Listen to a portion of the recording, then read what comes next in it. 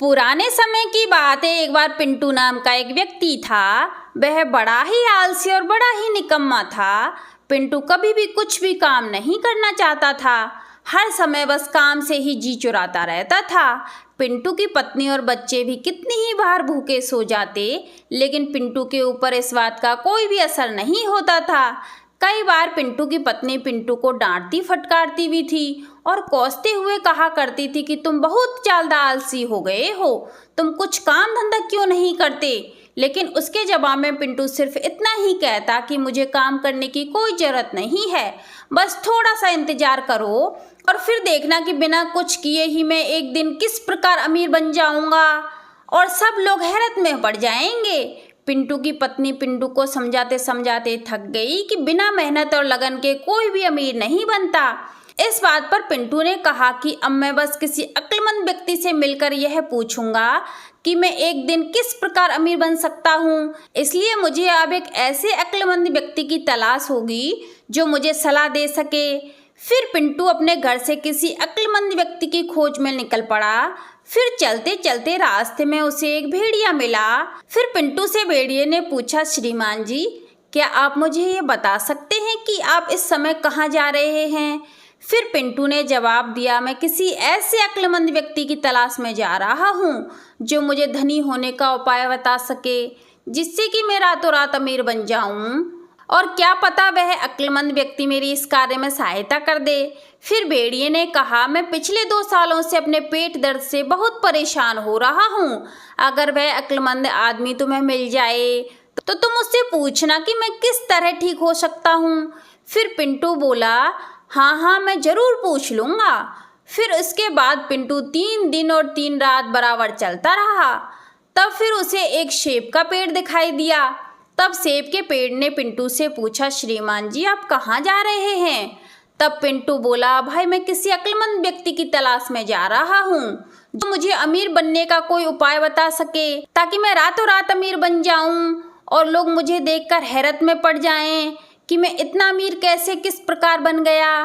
फिर सेब का पेड़ बोला, जिस आदमी की तलाश में तुम जा रहे हो शायद वह अक्लमंद आदमी मेरी भी कुछ मदद कर सके। फिर पिंटू बोला, क्यों भाई, तुम्हें क्या कष्ट है। फिर सेब का पेड़ थोड़ा दुखी होते हुए बोला, भाई हर साल मेरी डालियों में फूल खिलते हैं, लेकिन फल बनने से पहले ही वे मुरझा कर गिर जाते हैं। बुद्धिमान व्यक्ति से पूछना कि मुझ में फल कैसे लग सकते हैं। फिर पिंटू आगे बढ़ गया और वह फिर से 3 दिन और 3 रात चलता रहा। तब वह एक झील के किनारे पहुंच गया। फिर वहां पिंटू को देखकर एक मछली ने पानी से बाहर अपना मुंह निकाला और पिंटू को देखकर कहने लगी, श्रीमान जी, आप कहाँ जा रहे हैं, क्या मुझे बताने का कष्ट करेंगे। फिर पिंटू बोला, मैं किसी अक्लमंद आदमी की तलाश में जा रहा हूँ जो मुझे धनी होने का कोई उपाय बता सके। फिर मछली बोली, शायद वह अक्लमंद आदमी मेरी भी कुछ मदद कर सके। अगर वह तुम्हें मिल जाए तो मेरे बारे में भी कुछ पूछ लेना। तब पिंटू बोला, क्या अब तुम्हें भी कोई कष्ट है। फिर मछली दुखी होते हुए बोली, हाँ भाई, मैं पिछले 2 सालों से अपने गले के दर्द से बहुत परेशान हो रही हूँ। कृपा करके उस अक्लमंद व्यक्ति से पूछना कि मैं किस प्रकार ठीक हो सकती हूँ। फिर पिंटू बोला, ठीक है बहन, उस व्यक्ति से मैं तुम्हारे दुख के बारे में जरूर पूछ लूँगा। फिर पिंटू 3 दिन और 3 रातें बराबर चलता रहा। इस बार उसे एक बूढ़ा आदमी मिला।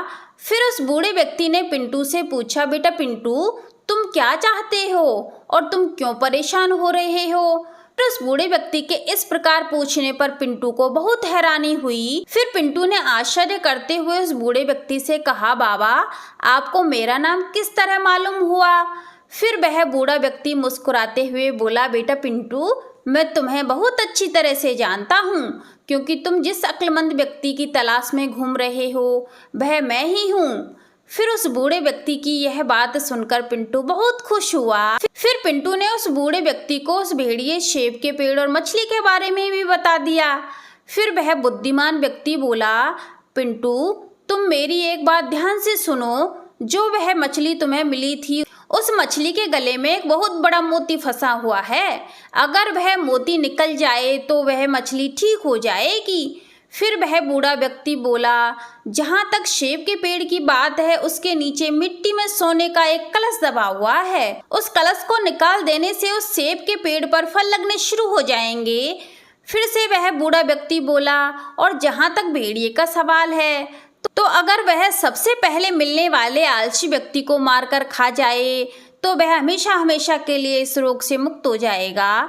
फिर पिंटू ने उस बूढ़े व्यक्ति से कहा, और बाबा, आपने मेरे बारे में क्या सोचा है? फिर वह बूढ़ा व्यक्ति मुस्कुराते हुए बोला, बेटा, जो तुम मुझसे चाहते थे वह तुम्हें मैं पहले ही दे चुका हूँ। अब तुम निश्चिंत होकर अपने घर की तरफ लौट जाओ।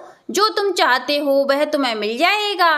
पिंटू यह बात सुनकर बहुत खुश हुआ और पिंटू ने उस बूढ़े व्यक्ति का शुक्रिया किया। फिर पिंटू झील की तरफ चल पड़ा और बहुत जल्दी ही झील के किनारे पहुंच गया।